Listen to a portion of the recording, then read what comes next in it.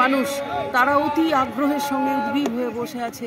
তাই তার উদ্দেশ্যে আমরা আজকে বিশ্ব শান্তি যজ্ঞ এখানে আমরা করছি এবং সেই যজ্ঞানুষ্ঠানে আমরা আহুতি দেব।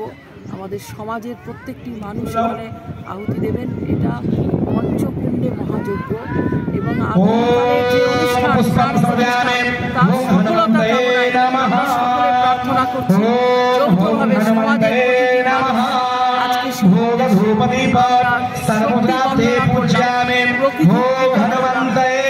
দেবের আরাধনা করলাম এবং মহাশক্তি তার আরাধনা করলাম যে আগামী দিন যেন আমাদের সফল হয়। প্রভু শ্রীরামচন্দ্র আমাদের ঘরে ফিরছেন, তার জন্য আমরা এই প্রার্থনা সভা আজকে আয়োজন করেছি।